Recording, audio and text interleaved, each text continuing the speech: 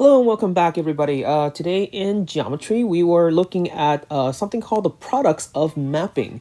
So this is from Jergensen, and as just kind of a quick recap, we did all of the following mapping before this. So we did reflections, we did translation, rotation, half turns, and also dilation. And so for each one, I kind of like list them all out, so then that way you can kind of see how they work out. When it comes to reflection, that is the one where you reflect about a line, but whereas the rotation, half turn, and dilation, that is going to be it's always going to be off a single point somewhere. Okay, and translation, you're just shifting left and right, up and down, and so forth. So there's no point or line that you're going to work off of. So when it comes to products of mapping, what that means is that I am going to take a combination of two or more of these mapping and put them together. So that is to say, you have a point and then you're going to map it using one of these, I guess, techniques, and then map it again using a different technique or the same technique. So that is what I mean by product of mapping, because you're doing consecutive or multiple techniques at once. Okay. So let's go ahead and see how that actually works out. Now, underneath right here is an example of a problem where I basically have two techniques that I'm using, and I want to show that the order actually does matter in terms of which technique you use first and then which technique you use second. So here, let me just kind of translate what this means so that way we can decipher it. So here on the left-hand side right here, I have two techniques. One of them is going to be reflecting. It's going to be a reflection off of a line. And then afterwards, you also have a half turn that is going to be off of a point. And then on the right-hand side, you have a half turn, and then you have a rotation, and then a reflection. And by the way, I need to actually clarify right now that because R is used for both reflection and also rotation, I'm going to go ahead and denote that rotation is going to be like a cursive R. So then that way we know which one is going to be which. Okay. All right. So on the left-hand side, what's happening is you are going to do a certain thing out of a certain order. In terms of how do you read this product of mapping, what we always do is that we read it from right to left. Okay, we always read it from right to left. So for each one of those, we're going to do that. So in this case right here, let me just kind of like erase this a little bit, and let me translate what this means. So over here, in this first example, what I want to do first is, my first thing is I am going to do a half turn.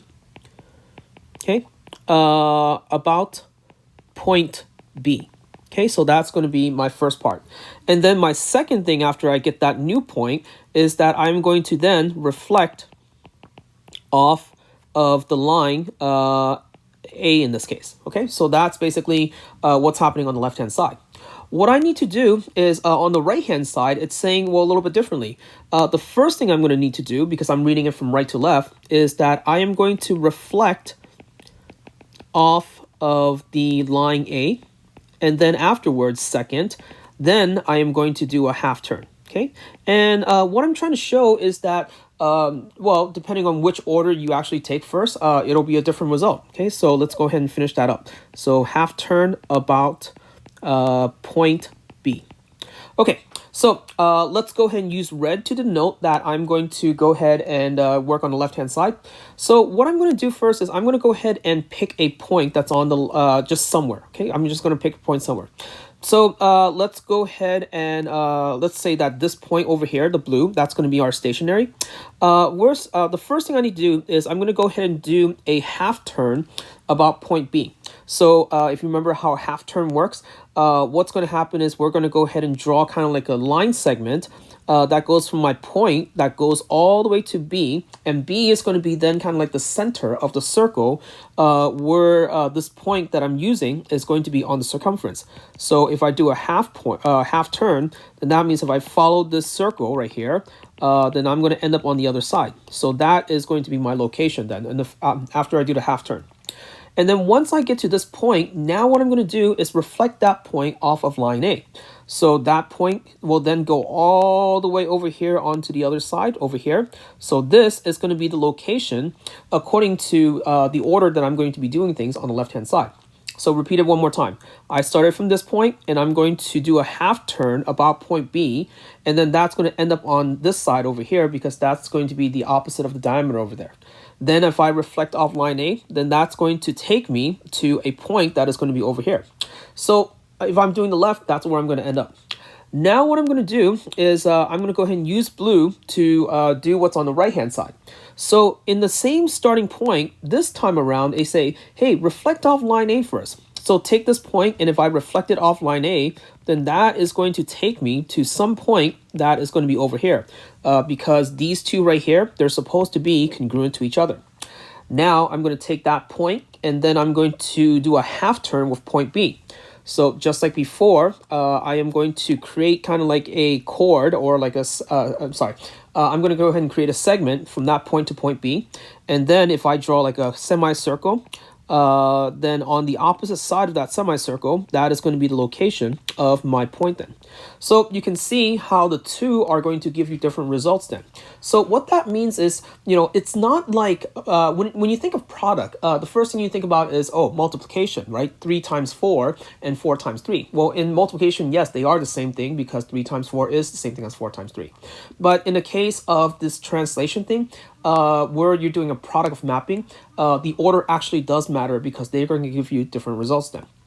Okay, so now let's go ahead and talk a little bit more about the next part. This one right here is going to be kind of like a small little thing about this.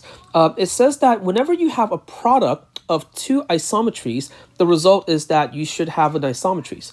So that means that if I go back to this list over here, if you remember, reflection, translation, rotation, and half turn, those are all isometric, meaning that distance is going to be preserved. The only one that's not is going to be dilation.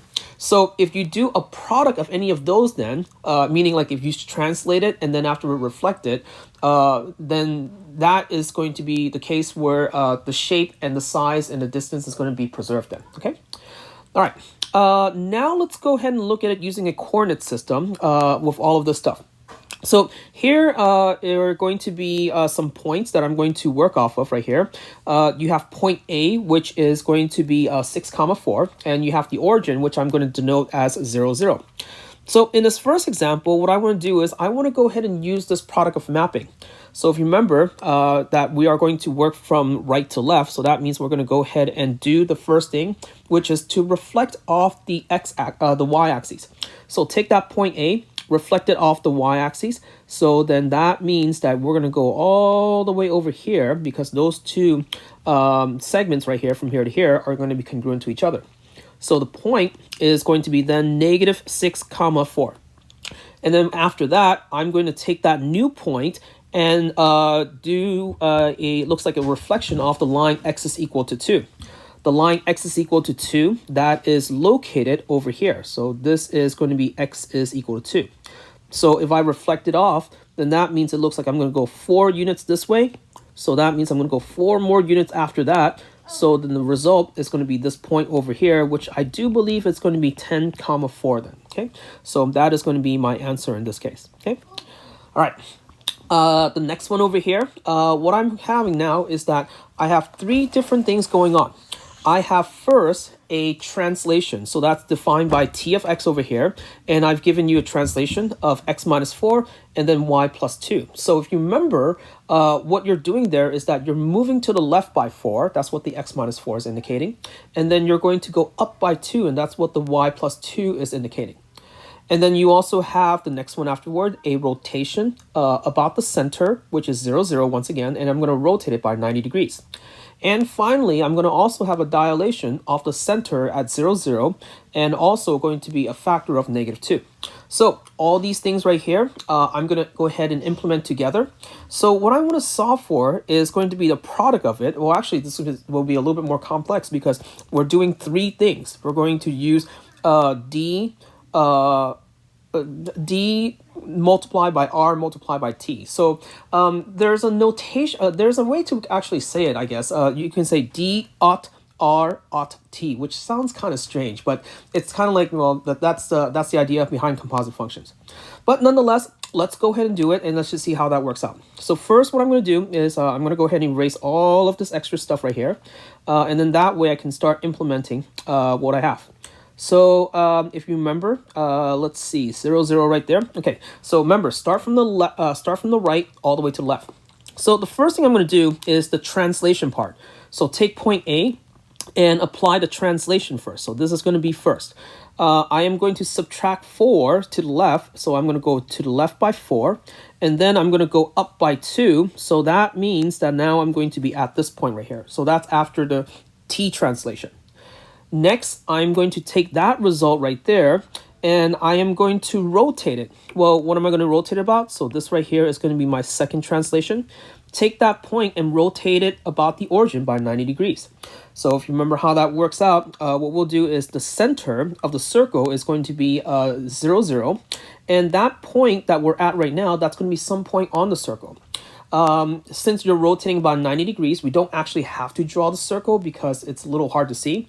The best way to apply this is we're going to draw triangles. So then that way you can see how much you're actually moving by.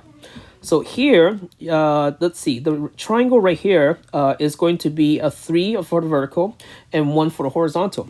So then that means if I'm drawing it so that it rotates by 90 degrees, then that means that over here, I am going to have the same triangle, same congruent triangle, but the rotation is 90 degrees then.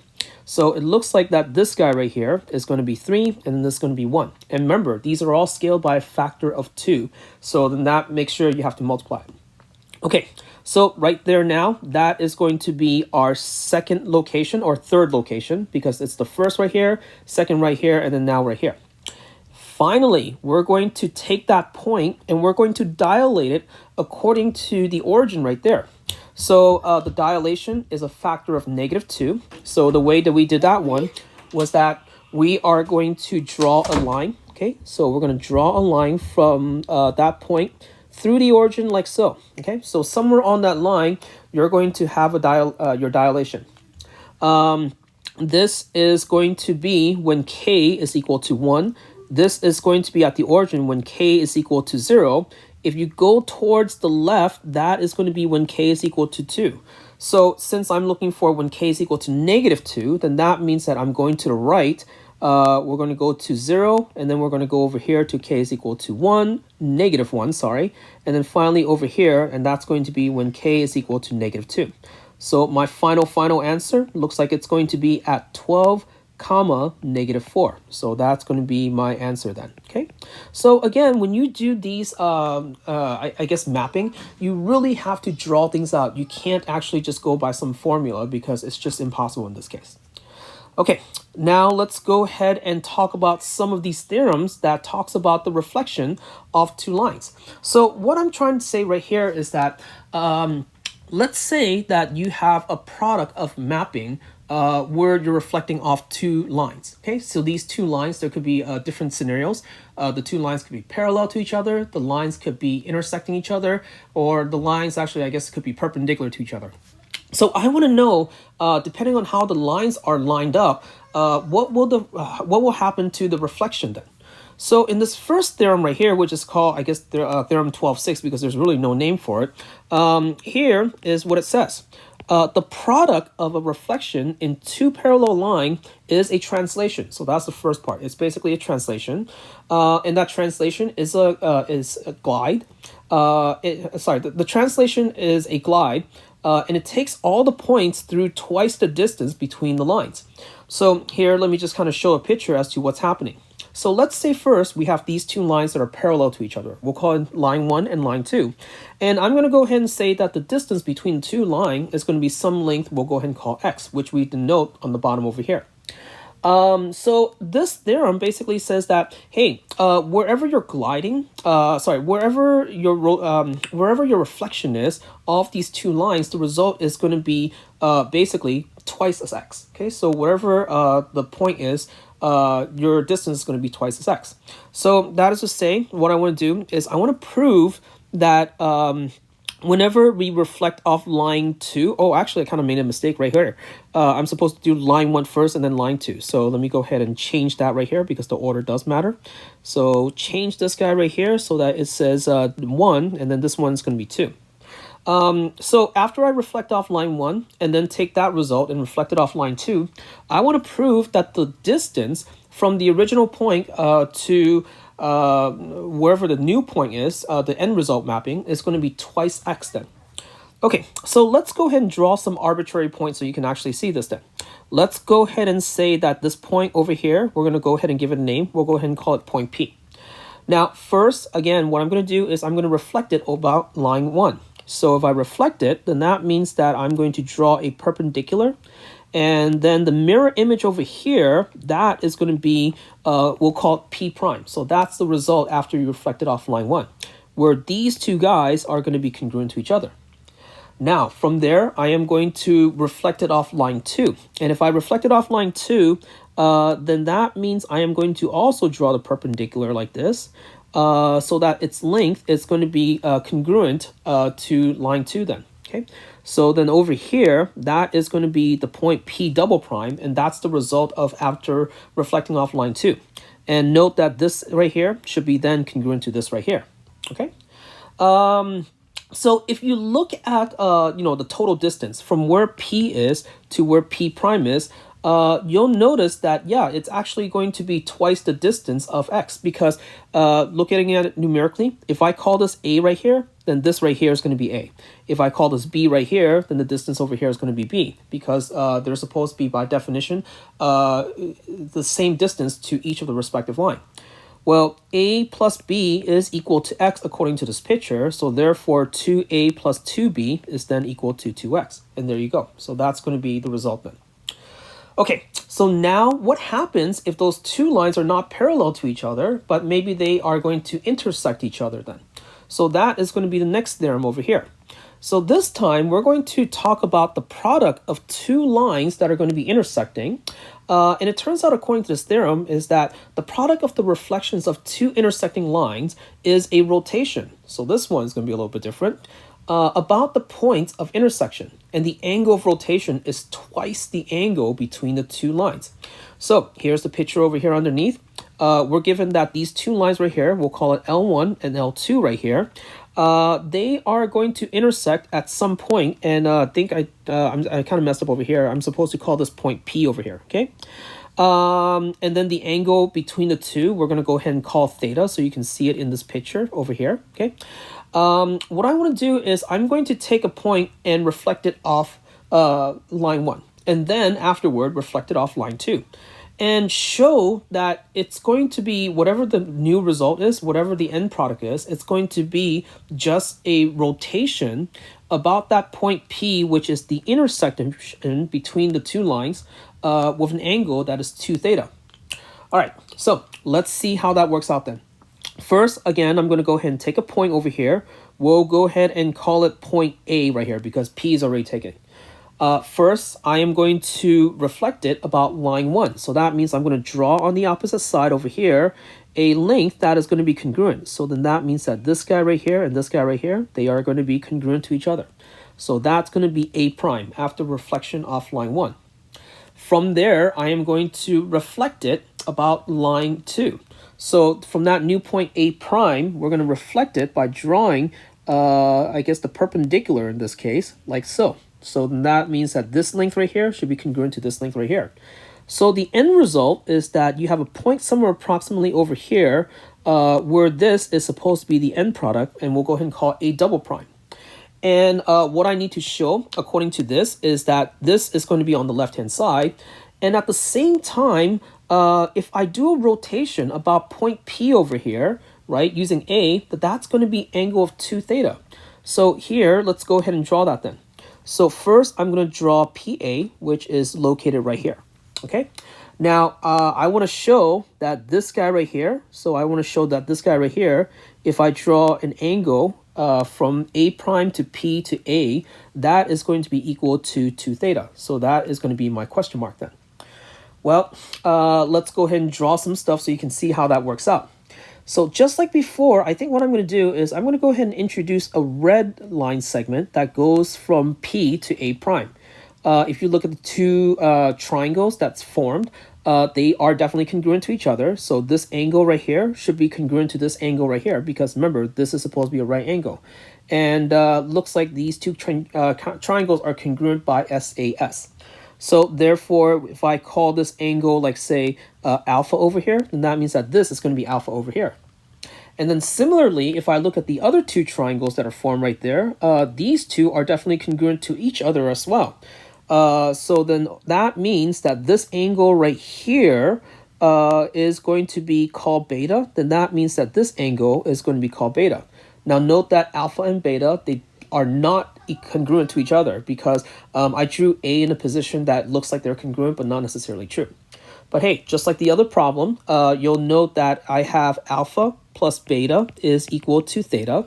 And therefore, if I have twice of alpha plus twice of beta, then that's equal to 2 theta. And right there, that's going to be your proof then. Okay.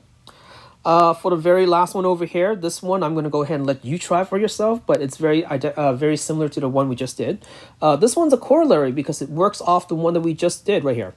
It says that the product between two perpendicular lines, so this time the two lines are perpendicular to each other, still intersecting though, is going to be a half turn about the point of intersection. So then that means that here in the picture, given that line 1 is going to be perpendicular to line 2, so that means I'm going to draw a perpendicular right here.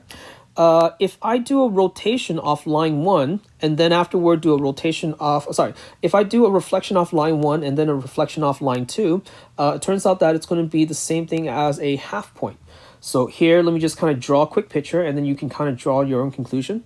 If I start at a point that's down here and I reflect it about line L1, then that means the result's going to be over here. And then if I take that and reflect it off line 2, then that means that result is going to end up somewhere over here. So this right here, that is going to be my final result then. I want to show that that is going to be a half turn, right, off point P of the original. So if I call this like say B right here, then this is B prime, and then this is going to be B double prime. Then the result is that if I take that point B and do a half turn, then it becomes B double prime then, okay? So I think you can probably see the picture, but I wanted you to come up with your own conclusion for this one. All right, well, thank you so much for watching. I'll see you guys next time. Take care everybody.